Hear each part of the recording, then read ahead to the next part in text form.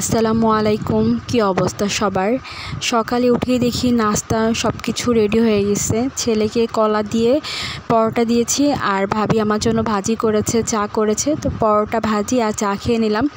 এরপরে চলে আসলাম একটু বারান্দাতে। দেখলাম যে কালকে যেই আচারগুলো ছিল, মানে ঝুরি করে যে আচারগুলো তৈরি করেছিল, ওগুলো আজকে একটু ভালোভাবে রোদে দিয়ে তারপর ভাবি আজকে বয়মে মানে এগুলোকে রেখে দিবে। তো এগুলো মানে শুকানো হয়ে গিয়েছে। তো এরপর আমি দেখলাম যে ভাবি এগুলোকে রান্না করে নিয়ে আসছে। তো এগুলো আস্তে আস্তে হাত দিয়ে এগুলো যেই মানে ঝরঝরা ছিল, এগুলোকে ঠিকভাবে মানে জটগুলো ছড়িয়ে নিচ্ছিল। তারপরে পাঁচফোড়ন আপনার ব্লেন্ডারে গুঁড়ো করে নিয়েছে।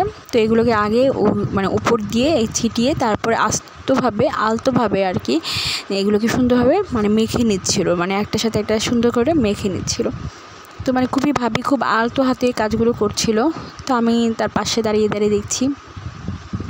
তো এগুলো হয়ে গিয়েছে। মানে এরপরে যেই আচারের বয়ামটা দেখছেন, এটাতেই আগে আচার ছিল, তো ওইটাতেই আবার ভাবি রাখছে। তো এটার মধ্যে আগে কিছুটা সরিষার তেল দিল, তারপরে কিছুটা পাঁচফোড়ন দিয়ে নেবে। তো হালকা একটু পাঁচফোড়ন দিয়েছে। এরপরে আচারগুলোকে সুন্দরভাবে ওই বয়ামে আপনার ভরে নেবে। তো এই তো আচারগুলোকে ভরে নিচ্ছে। আসলে মানে এই আচারটা খেতে আমার খুবই ভালো লাগে। আমি আসলে জানি না, আজকে জেনে নিলাম কীভাবে বানাতে হয়।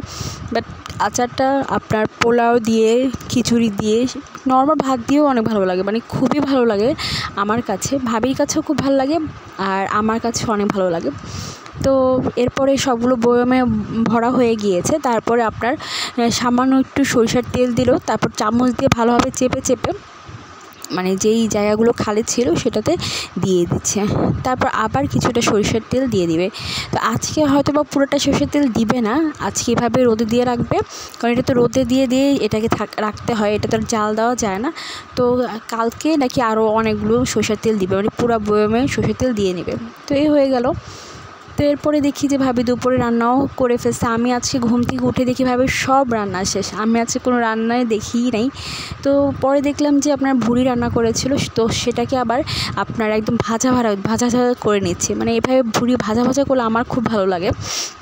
তো ভাবি এগুলোকে সুন্দরভাবে মানে আপনার মানে কড়াইতে দিয়ে এগুলোকে সুন্দরভাবে ভাজা করে নিচ্ছে। আর এরপরে দেখলাম ছোটো পুঁটি মাছ টমেটো আর পেঁয়াজ দিয়ে মানে ভুনা করেছে। এটা খেতে এত মজা লেগেছিল আমার কাছে, মানে খুবই ভালো লেগেছে। তো এটাও রান্না করে নিয়েছে। তো এরপরে সকালে যে আলু ভাজি করেছিল সেটাও কিছু রয়ে গিয়েছে। তো আলু ভাজিটা, আর তারপরে ভাবি করলা ভাজি করেছিল। তো এগুলোই ছিল আজকে আমাদের খাবার।